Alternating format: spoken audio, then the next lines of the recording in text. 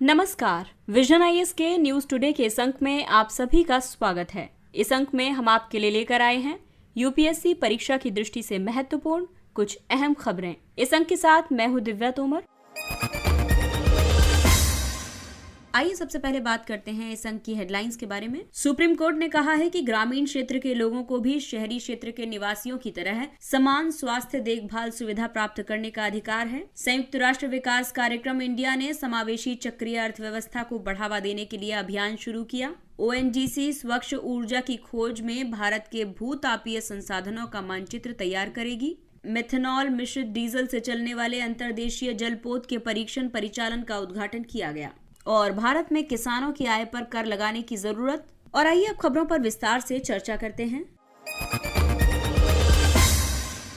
Supreme court ने कहा है कि ग्रामीण क्षेत्र के लोगों को भी शहरी क्षेत्र के निवासियों की तरह समान स्वास्थ्य देखभाल सुविधा प्राप्त करने का अधिकार है। सर्वोच्च न्यायालय ने अपने निर्णय में असम ग्रामीण स्वास्थ्य विनियामक प्राधिकरण अधिनियम 2004 को खारिज कर दिया है। इस अधिनियम में डिप्लोमा धारकों को कुछ निश्चित बीमारियों का इलाज करने, मामूली चिकित्सा प्रक्रिया करने और कुछ निश्चित दवाएं लिखने की अनुमति दी गई थी। शीर्ष न्यायालय ने ये कहा है कि ग्रामीण क्षेत्रों में सेवा करने वाले चिकित्सा पेशेवरों के लिए कम योग्यता निर्धारित करना मौलिक समानता और गैर भेदभाव का उल्लंघन है। आधुनिक चिकित्सा या एलोपैथिक चिकित्सा पर केंद्रीय कानूनों द्वारा निर्धारित मानकों के विपरीत कानून बनाने के लिए राज्य विधानमंडल के पास कोई विधायी शक्ति नहीं है। सरकार ऐसे क्षेत्रों में स्वास्थ्य सेवा की पहुंच बढ़ाने और ग्रामीण आबादी के लिए योग्य चिकित्सकों की नियुक्ति के लिए कर्तव्यबद्ध है। भारत की ग्रामीण क्षेत्र स्वास्थ्य प्रणाली की बात करें तो भारत में ग्रामीण स्वास्थ्य सेवा प्रणाली 3 स्तरों में विभाजित है। इस प्रणाली को स्वास्थ्य अवसंरचना और योग्य चिकित्सा पेशेवरों की भारी कमी का सामना करना पड़ रहा है। ग्रामीण स्वास्थ्य सांख्यिकी 2021-22 की रिपोर्ट के मुताबिक देश भर के 6064 सामुदायिक स्वास्थ्य केंद्रों में से 80% से ज्यादा में विशेषज्ञों की कमी है। प्राथमिक स्वास्थ्य केंद्रों और उपकेंद्रों में स्वास्थ्य कार्यकर्ताओं और सहायक नर्सिंग मिडवाइफ्स के 14.4% पद रिक्त हैं। ग्रामीण स्वास्थ्य प्रणाली में असमानता के कारण ग्रामीण क्षेत्र में रहने वाले लोगों की सामाजिक आर्थिक स्थिति कमजोर है। बेहतर कनेक्टिविटी उपलब्ध नहीं होने की वजह से भौगोलिक अलगाव मौजूद हैं। अवसंरचना संबंधी सीमाएं विद्यमान हैं। इसके अलावा चिकित्सक ग्रामीण क्षेत्रों में सेवा करने में रुचि नहीं रखते हैं। भारत में ग्रामीण स्वास्थ्य सेवा प्रणाली की बात करें तो ये 3 स्तर पर है। सामुदायिक स्वास्थ्य केंद्र 4 प्राथमिक स्वास्थ्य केंद्रों के लिए विशेष सेवाओं से युक्त 30 बिस्तरों वाला अस्पताल या फिर रेफरल यूनिट होता है। वहीं प्राथमिक स्वास्थ्य केंद्र 6 उपकेंद्रों के लिए एक रेफरल यूनिट और 4 से 6 बिस्तरों वाला अस्पताल है। इसमें एक प्रभारी चिकित्सा अधिकारी और अधीनस्थ पैरामेडिकल स्टाफ होता है। वहीं उपकेंद्र जिसे कहते हैं वो पीएचसी यानी कि प्राथमिक स्वास्थ्य केंद्र और समुदाय के बीच सर्वाधिक निकट संपर्क बिंदु के रूप में कार्य करता है। इसमें एक महिला स्वास्थ्य कर्मी या फिर एएनएम और एक पुरुष स्वास्थ्य कर्मी होता है। अगली खबर यूएनडीपी से जुड़ी हुई है। संयुक्त राष्ट्र विकास कार्यक्रम इंडिया ने समावेशी चक्रीय अर्थव्यवस्था को बढ़ावा देने के लिए अभियान शुरू किया है। यह अभियान हिंदुस्तान यूनिलीवर लिमिटेड के साथ साझेदारी में लॉन्च किया गया है। ये कई बातों पर बल देगा, जैसे कि स्रोत पर अपशिष्ट को अलग करके और अलग किए गए अपशिष्ट के संग्रह को बढ़ावा देकर प्लास्टिक अपशिष्ट का एंड टू एंड प्रबंधन सुनिश्चित करेगा। इसके अलावा मूल्य श्रृंखला के साथ सभी तरह के प्लास्टिक अपशिष्ट का पुनर्चक्रण करने के लिए मटेरियल रिकवरी फैसिलिटीज या स्वच्छता केंद्रों की स्थापना की जाएगी। सरकार की कल्याणकारी योजनाओं का लाभ दिलाकर और लिंकेज द्वारा 20,000 सफाई साथियों या कूड़ा बीनने वालों का सामाजिक समावेश सुनिश्चित किया जाएगा। प्लास्टिक और सूखे अपशिष्ट के प्रबंधन के लिए एमआरएफ मॉडल अपनाने के लिए शहरी स्थानीय निकायों की क्षमता का निर्माण किया जाएगा। ये पहल यूएनडीपी के फ्लैगशिप प्लास्टिक अपशिष्ट प्रबंधन कार्यक्रम के तहत मौजूदा साझेदारी का विस्तार है। इसका उद्देश्य भारत में प्लास्टिक अपशिष्ट प्रबंधन के लिए एक संधारणीय मॉडल का विकास करना है। ये चक्रीय अर्थव्यवस्था की दिशा में बढ़ने के लिए सभी तरह के प्लास्टिक्स के संग्रह, उन्हें अलग अलग करने और उनके पुनर्चक्रण को बढ़ावा देता है। चक्रीय अर्थव्यवस्था वर्तमान रैखिक अर्थव्यवस्था का एक विकल्प है। चक्रीय अर्थव्यवस्था उत्पादन और खपत का एक मॉडल है। इसमें मौजूदा सामग्री और उत्पादों को साझा करना, पट्टे पर देना, दोबारा उपयोग करना, मरम्मत करना, यथासंभव लंबे समय तक पुनर्चक्रण करना आदि शामिल है। इससे उत्पादों की उपयोग अवधि को बढ़ाया जा सकता है। यह अपशिष्ट उत्पादन को न्यूनतम स्तर पर लाकर उत्पादों के लिए और मूल्य सुनिश्चित करती है। अब यहाँ चक्रीय अर्थव्यवस्था का मतलब ये है कि उपयोग अवधि जब किसी भी प्रोडक्ट की समाप्त हो जाए उसके बाद उसका संग्रह करना और दोबारा से निर्माण करना। इससे अपशिष्ट कम होता है, संसाधनों पर निर्भरता कम होती है। इसके अलावा ये पर्यावरणीय फुटप्रिंट को कम करने में मददगार होता है क्योंकि ग्रीन उत्पाद गैर विषाक्त होता है, इसकी उपयोग अवधि ज्यादा लंबी होती है और ये पुनर्चक्रण के योग्य होता है। साथ ही अपशिष्ट पुनर्चक्रण से संसाधनों के दोबारा उपयोग को बढ़ावा मिलता है। चक्रीय अर्थव्यवस्था इस मामले में भी इम्पोर्टेंट होती है क्योंकि इससे आय वृद्धि सुनिश्चित होती है, इससे अधिक स्वच्छ उत्पादन होता है और कम संसाधनों का उपयोग होता है। साथ ही बेहतर सेवा उपयोग अवधि बढ़ाने के लिए ये जरूरी है। अगली खबर नवीकरणीय ऊर्जा या फिर कहें स्वच्छ ऊर्जा से संबंधित है। ओएनजीसी स्वच्छ ऊर्जा की खोज में भारत के भूतापीय संसाधनों का मानचित्र तैयार करेगी। ओएनजीसी ने ये कदम ऐसे समय में उठाया है जब भारत ने 2070 तक नेट जीरो कार्बन उत्सर्जन और 2030 तक 500 गीगावाट की नवीकरणीय ऊर्जा क्षमता स्थापित करने का महत्वाकांक्षी लक्ष्य निर्धारित किया है।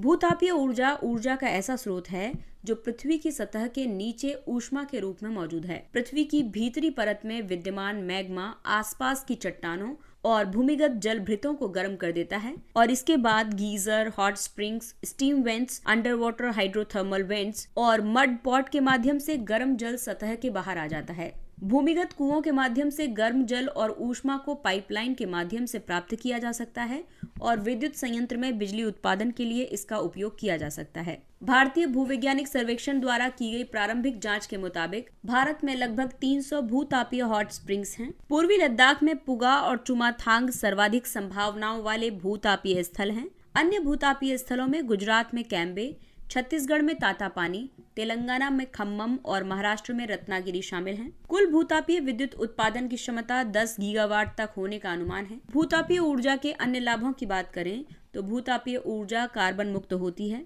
ये ऊर्जा का एक नवीकरणीय स्रोत है। इसकी उपलब्धता निरंतर बनी रहती है। ये ऊर्जा की निर्बाध आपूर्ति सुनिश्चित करती है। भूतापीय ऊर्जा से संबंधित चुनौतियों की बात करें तो ये स्थान विशेष ऊर्जा का स्रोत है। सल्फर डाइऑक्साइड और हाइड्रोजन सल्फाइड जैसे अन्य उत्सर्जन भी भूतापीय ऊर्जा से होते हैं। इसके अलावा उत्पादन क्षेत्र में हल्के भूकंपीय झटके आते हैं और भूतापीय परियोजना की प्रारंभिक लागत बहुत ज्यादा होती है।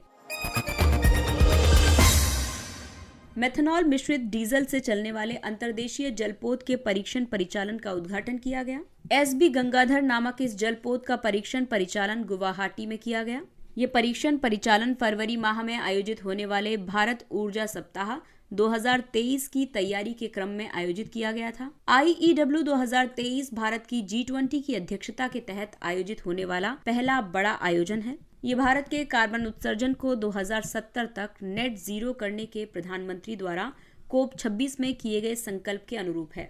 IEW 2023 का आयोजन पेट्रोलियम और प्राकृतिक गैस मंत्रालय के तहत किया जा रहा है। मेथनॉल आधारित अर्थव्यवस्था के लिए भारत द्वारा उठाए गए कदमों की बात करें तो इसमें भारतीय मानक ब्यूरो ने LPG में 20% डाइमिथाइल ईथर इथेनॉल का एक उत्पाद के मिश्रण के लिए अधिसूचना जारी की है। मेथनॉल अर्थव्यवस्था के लिए नीति आयोग ने रोड मैप प्रकाशित किया है। सड़क परिवहन और राजमार्ग मंत्रालय ने M15, M85 और M100 मिश्रणों के लिए अधिसूचना जारी की है। वर्ष 2018 में असम पेट्रोकेमिकल्स ने एशिया का पहला कनस्तर आधारित मेथनॉल कुकिंग फ्यूल कार्यक्रम शुरू किया था। इसके अलावा भेल, थर्मेक्स और IIT दिल्ली देश में कोयले से मेथनॉल उत्पादित करने के लिए संयंत्र स्थापित करेंगे। मेथनॉल, जिसका केमिकल फॉर्मूला CH3OH है, ये कास्ट अल्कोहल के रूप में भी जाना जाता है। ये निम्न कार्बन हाइड्रोजन वाहक ईंधन है। ये उच्च राख कोयले, कृषि अपशिष्ट, ताप विद्युत संयंत्रों से उत्सर्जित CO2 और प्राकृतिक गैस से उत्पादित होता है। इसमें इथेनॉल के समान गुण होते हैं। इसका उपयोग विविध उत्पादों में किया जाता है। इन उत्पादों में प्लास्टिक, पेंट, सौंदर्य प्रसाधन आदि शामिल हैं। भारत के लिए मेथनॉल अर्थव्यवस्था का महत्व इसलिए भी है क्योंकि गैसोलीन में 15% मेथनॉल के मिश्रण से गैसोलीन या कच्चे तेल के आयात में कम से कम 15% की कमी की जा सकती है। इसके अलावा मेथनॉल अर्थव्यवस्था से पार्टिकुलेट मैटर, नाइट्रोजन ऑक्साइड और सल्फर ऑक्साइड के मामले में ग्रीन हाउस गैस उत्सर्जन में 20% तक की कमी ला सकती है। हालांकि मेथनॉल की ऊर्जा दक्षता पेट्रोल और डीजल की तुलना में थोड़ी कम है, लेकिन ये परिवहन क्षेत्र, ऊर्जा क्षेत्र और खाना पकाने में इन ईंधनों का विकल्प बन सकता है। जलपोतों को मेथनॉल पर चलाने के लिए इनमें बदलाव करने की लागत अन्य वैकल्पिक ईंधनों के लिए बदलाव करने की तुलना में काफी कम है। और मेथनॉल की अर्थव्यवस्था आने से लगभग 5 करोड़ लोगों को रोजगार मिलेगा। अगली खबर कृषि क्षेत्र से संबंधित है। भारत में किसानों की आय पर कर लगाने की जरूरत है। कुछ आर्थिक विशेषज्ञों का ये मानना है कि किसी आय की निर्धारित सीमा से अधिक होने पर उसे आयकर का भुगतान जरूर करना चाहिए, भले ही वो किसान क्यों ना हो। और इस कदम के काफी लाभ होंगे, क्योंकि करदाताओं की संख्या में वृद्धि करने और कुल करों में प्रत्यक्ष करों का हिस्सा बढ़ाने में मदद मिलेगी और किसानों के खातों का बेहतर रिकॉर्ड सुनिश्चित करके कर चोरी को कम किया जा सकता है। सभी राज्यों में एकीकृत कराधान सुनिश्चित करके ऋणों को औपचारिक स्वरूप दिया जा सकता है। आपको बता दें कि आयकर एक प्रत्यक्ष कर है और इसे सरकार अपने नागरिकों की आय पर लगाती है। आयकर अधिनियम की धारा 10(1) कृषि आय को कर मुक्त घोषित करती है। कृषि राज्य सूची का विषय है। राज्य सूची की प्रविष्टि 46 के मुताबिक राज्य सरकारें ही कृषि कर लगा सकती हैं। दरअसल ये देखा गया है कि कर की छूट कई विसंगतियों को जन्म देती है, जिसे कई समितियों ने उजागर भी किया है। इन समितियों में प्रत्यक्ष कर पर केलकर टास्क फोर्स 2002, कर प्रशासन सुधार आयोग 2014 आदि शामिल हैं। और कुछ प्रमुख विसंगतियां हैं। व्यक्ति और कॉर्पोरेट क्षेत्र गैर कृषि आय को कृषि आय के रूप में दर्शाकर आयकर की चोरी करते हैं। इससे कराधान में कर निष्पक्षता सुनिश्चित करने वाले क्षैतिज और ऊर्ध्वाधर समानता के सिद्धांत का उल्लंघन होता है। क्षैतिज समानता सिद्धांत के मुताबिक समान आय वाले करदाताओं को समान कर का भुगतान करना चाहिए। वहीं ऊर्ध्वाधर समानता के लिए ये जरूरी है कि कर दायित्व आय के अनुपात में अलग अलग हो। राज्यों द्वारा जारी किए जाने वाले किसान प्रमाण पत्र की विश्वसनीयता में इससे कमी आती है। हालांकि किसानों पर कर लगाने में कई चुनौतियां हैं। दरअसल राजनीतिक रूप से ये एक संवेदनशील मुद्दा है और इससे किसानों पर ज्यादा बोझ पड़ेगा, क्योंकि भारत में ज्यादातर लघु और सीमांत किसान हैं। साथ ही भूमि के स्वामित्व पर स्पष्टता की कमी है और फसल उत्पादन में ज्यादातर उतार चढ़ाव देखा जाता है। इसलिए फिलहाल ये मुद्दा सुलझता हुआ नहीं दिख रहा है, क्योंकि भारत में देखा जाए तो 60% जो आबादी है वो ग्रामीण आबादी है, किसान आबादी है। तो ऐसे में अगर इस मुद्दे को सामने लाया भी जाता है तो ये एक बड़ा राजनीतिक रूप ले सकता है। लेकिन फिर भी जैसे पंजाब और हरियाणा में देखा जाए तो बड़े बड़े किसान हैं और जिनकी आय बहुत ज्यादा है, तो कहीं ना कहीं उन पर कर लगाने की जरूरत भी है, ताकि एक बैलेंस बना रहे और उस कर से ये सुनिश्चित किया जाए कि जो लघु और सीमांत किसान हैं उनकी कुछ मदद की जा सके और उनकी आय में बढ़ोतरी की जा सके। तो इस लिहाज से अगर कर का उपयोग हो सकता है तो ये बेहतर है। बाकी आप लोग क्या कहते हैं? आप लोगों को क्या लगता है? इस बारे में अपने सुझाव कमेंट बॉक्स में जरूर लिखिए। और आइए बढ़ते हैं कुछ अन्य खबरों की तरफ। ये खबरें संक्षिप्त हैं लेकिन परीक्षा की दृष्टि से महत्वपूर्ण हैं। तो अब से उच्चतम न्यायालय के निर्णय 4 भाषाओं में उपलब्ध होंगे। भारत के चीफ जस्टिस ऑफ इंडिया ने कहा है कि उच्चतम न्यायालय द्वारा दिए गए निर्णयों का अब 4 भाषाओं में अनुवाद किया जाएगा और ये 4 भाषाएं हैं हिंदी, तमिल, गुजराती और उड़िया। सीजेआई ने कहा है कि इस कदम से नागरिकों को न्याय तक पहुंच में मदद मिलेगी, क्योंकि अंग्रेजी देश के अधिकतर नागरिकों के लिए समझने योग्य भाषा नहीं है। सीजेआई ने दिल्ली उच्च न्यायालय में एक ऑनलाइन ई निरीक्षण सॉफ्टवेयर भी लॉन्च किया है। ये सॉफ्टवेयर इंटरनेट के माध्यम से डिजिटल की गई न्यायिक फाइलों के ऑनलाइन ई निरीक्षण की सुविधा प्रदान करेगा। अगली खबर एडीआर और जीडीआर से संबंधित है। एडीआर यानी कि अमेरिकी डिपॉजिटरी रसीद और जीडीआर यानी ग्लोबल डिपॉजिटरी रसीद। हालिया आंकड़ों से ये पता चला है कि कई भारतीय कंपनियों ने अपने एडीआर्स और जीडीआर्स को समाप्त कर दिया है। डिपॉजिटरी रसीद घरेलू कंपनियों द्वारा देश के बाहर धन जुटाने के लिए इस्तेमाल किए जाने वाला एक साधन है। एडीआर और जीडीआर दोनों का उपयोग विदेशी बाजार से धन जुटाने के लिए किया जाता है। हालांकि एडीआर्स का व्यापार अमेरिकी स्टॉक एक्सचेंजों पर किया जाता है, जबकि जीडीआर्स का व्यापार ज्यादातर यूरोपीय एक्सचेंजों पर होता है। एडीआर्स को आमतौर पर खुदरा निवेशक खरीदते हैं, जबकि जीडीआर्स की खरीद संस्थागत निवेशक करते हैं। एक तरह के ये शेयर एक विदेशी बैंक के पास होते हैं, जो शेयरों के बदले में कंपनी को डीआर प्रदान करता है। अगला टॉपिक है बट्टे खाते में डालने संबंधी मानदंड। बट्टे खाते में डालना यानी राइट ऑफ। हाल ही में बॉम्बे उच्च न्यायालय ने 81 बॉन्ड्स को बट्टे खाते में डालने के यस बैंक के निर्णय को खारिज कर दिया है। बट्टे खाते में डालना एक लेखांकन कार्रवाई है। इसके अंतर्गत एक देयता खाते में डेबिट के साथ साथ एक परिसंपत्ति के मूल्य को कम किया जाता है। बट्टे खाते में डालना अवलेखन यानी राइट डाउन का एक चरम संस्करण है। राइट डाउन यानी कि अवलेखन में किसी परिसंपत्ति के बही मूल्य में केवल आंशिक कमी की जाती है। बट्टे खाते में डालने की विधि का उपयोग मुख्य रूप से भुगतान नहीं किए गए ऋण दायित्वों भुगतान नहीं की गई प्राप्तियों या फिर संग्रहित इन्वेंट्री पर होने वाले नुकसान के लिए किया जाता है। AT1 बॉन्ड्स के बारे में ज्यादा जानकारी के लिए 21 जनवरी 2023 का न्यूज टुडे का अंक देख सकते हैं। अगला टॉपिक है निधि कंपनियां। सरकार ने निधि कंपनियों के लिए प्रकटीकरण मानदंडों को कठोर बना दिया है। निधि कंपनी एक तरह की गैर बैंकिंग वित्तीय कंपनी होती है। इनके गठन का प्राथमिक उद्देश्य अपने सदस्यों के बीच बचत की प्रवृत्ति विकसित करना है। ये पारस्परिक लाभ के सिद्धांत पर कार्य करती है। निधि कंपनियां कंपनी अधिनियम के तहत पंजीकृत होती हैं। परिचालन संबंधी मामलों के लिए इनका विनियमन कॉर्पोरेट कार्य मंत्रालय करता है। इन्हें भारतीय रिजर्व बैंक से लाइसेंस लेने की जरूरत नहीं होती है। हालांकि RBI इन्हें जमा स्वीकार करने से संबंधित गतिविधियों पर निर्देश जारी कर सकता है। ये निधि नियम 2014 द्वारा नियंत्रित होती है। ASCI ने टीवी और डिजिटल विज्ञापनों के लिए नए अस्वीकरण मानदंड जारी किए। ASCI यानी भारतीय विज्ञापन मानक परिषद ने विज्ञापनों में किए जाने वाले अस्वीकरणों यानी डिस्क्लेमर्स के लिए अपने दिशा निर्देशों को अपडेट किया है। भारतीय विज्ञापन मानक परिषद एक स्वैच्छिक और स्वविनियामक संगठन है। इसमें भारत में विपणन, रचनात्मक, मीडिया और संबद्ध कंपनियों के सदस्य शामिल हैं। ASCI ने 2016 में अस्वीकरण दिशा निर्देश जारी किए थे। नए दिशा निर्देशों की मुख्य विशेषताओं के मुताबिक अस्वीकरण का उपयोग न्यूनतम रखा जाना चाहिए। अस्वीकरण लंबा और जटिल प्रारूप वाला नहीं होना चाहिए। अस्वीकरण की अवधि और पठनीयता उपभोक्ताओं के लिए स्पष्ट होनी चाहिए और किसी विज्ञापन के एक फ्रेम में एक से ज्यादा अस्वीकरण नहीं होने चाहिए। Palm oil. उच्चतम न्यायालय की एक समिति ने अंडमान में पाम ऑयल की बागवानी को पुनर्जीवित करने की आवश्यकता पर सवाल उठाया। समिति ने कहा है कि अतीत में इस तरह का उठाया गया कदम व्यावसायिक रूप से पूरी तरह विफल साबित हुआ था। सरकार ने 2021-22 में खाद्य तेलों, जिसमें कि पाम ऑयल भी शामिल है, इस पर राष्ट्रीय मिशन शुरू किया था। इसमें पूर्वोत्तर राज्यों और अंडमान तथा निकोबार पर विशेष ध्यान केंद्रित किया गया है। पाम ऑयल पश्चिम अफ्रीका के लिए स्थानिक है। इसे लोकप्रिय रूप से अफ्रीकी पाम ऑयल और रेड पाम ऑयल के रूप में जाना जाता है। इसके विकास के लिए प्रति माह 150 मिलीमीटर की समान रूप से वितरित वर्षा और 80% से ज्यादा आर्द्रता की जरूरत होती है। इसके लिए सबसे उपयुक्त मृदा है आर्द्र, अच्छी जल निकास वाली और गहन दोमट जलोढ़ मृदा। ऑलिव रिडले कछुए, लेपिडोचेलिस ओलिवेसिया।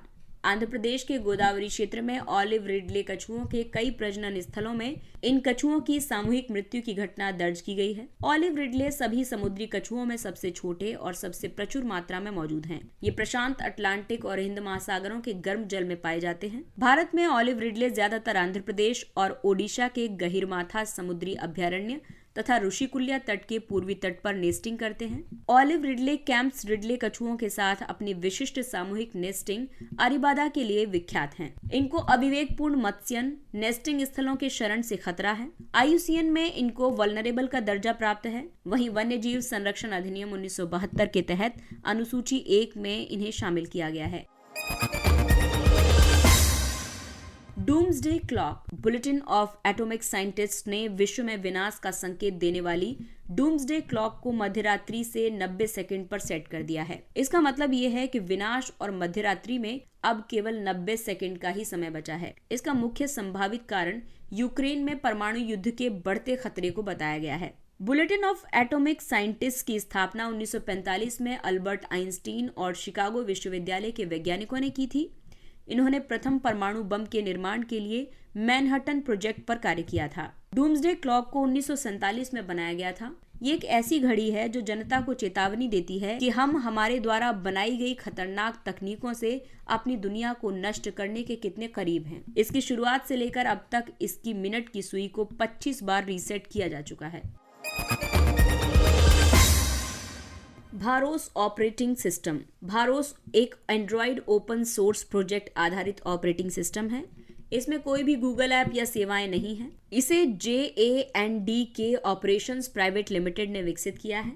ये IIT मद्रास में इंक्यूबेट हुआ एक गैर लाभकारी संगठन है। भारोस और गूगल के एंड्रॉइड OS के बीच प्रमुख अंतर ये है कि भारोस में गूगल सेवाओं को शामिल नहीं किया गया है। ये एक ऐसा बेयरबोन ऑपरेटिंग सिस्टम होगा जो उपयोगकर्ताओं को अपनी पसंद के ऐप को इंस्टॉल करने की अनुमति देगा। Immune imprinting. हाल ही में हुए एक वैज्ञानिक अध्ययन के मुताबिक इम्यून इम्प्रिंटिंग द्विसंयोजक यानी बाइवेलेंट बूस्टर को कम प्रभावी बना सकती है। द्विसंयोजक यानी बाइवेलेंट बूस्टर टीकों के वेरिएंट विशिष्ट बूस्टर शॉट्स हैं। इन्हें कोरोना वायरस के खिलाफ बेहतर प्रतिरक्षा विकसित करने के लिए बनाया गया है। इम्यून इम्प्रिंटिंग अपनी प्रतिरक्षा प्रतिक्रिया को दोहराने की शरीर की प्रवृत्ति है।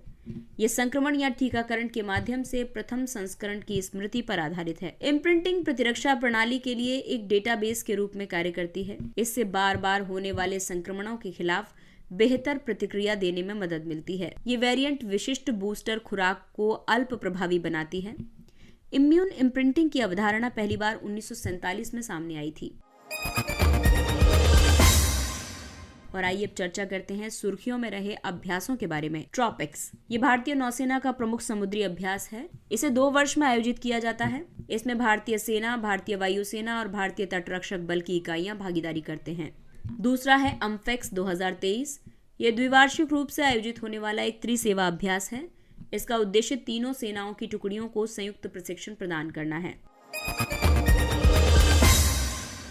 और आइए अब चर्चा करते हैं सुर्खियों में रहे स्थलों के बारे में। सबसे पहले बात करते हैं एस्टोनिया की। इसकी राजधानी है तालिन्न। रूस और एस्टोनिया ने एक दूसरे के राजदूतों को निष्कासित कर दिया है और इस तरह इन देशों ने अपने राजनयिक संबंधों में कमी की है। एस्टोनिया उत्तर पूर्वी यूरोप का एक देश है जो 3 बाल्टिक देशों में सबसे उत्तरी है। अन्य 2 बाल्टिक देश लातविया और लिथुआनिया हैं। एस्टोनिया रूस और लातविया के साथ अपनी सीमा साझा करता है। पूर्वी एस्टोनिया मुख्य रूप से नार्वा नदी और लैक पेपुस के माध्यम से रूस से घिरा हुआ है। दक्षिणी भाग हिमोड़ पहाड़ियों से ढका हुआ है। देश का मध्य भाग समतल चोटियों वाला लंबी पहाड़ियों से आच्छादित है। इसकी महत्वपूर्ण नदियां पार्नु, पेदजा, नरवा और कसारी हैं और सबसे ऊंची चोटी सुरमुनामागी है। इसके साथ ही ये अंक समाप्त होता है। अगले अंक में फिर मुलाकात होगी कुछ अन्य महत्वपूर्ण खबरों के साथ। तब तक अपने लक्ष्य के लिए तत्पर रहिए और अगर आपको हमारा कंटेंट अच्छा लगता है तो इसे लाइक, सब्सक्राइब और शेयर जरूर करें। और अब हमें यानी विजन IAS की पूरी टीम को दीजिए इजाजत। नमस्कार।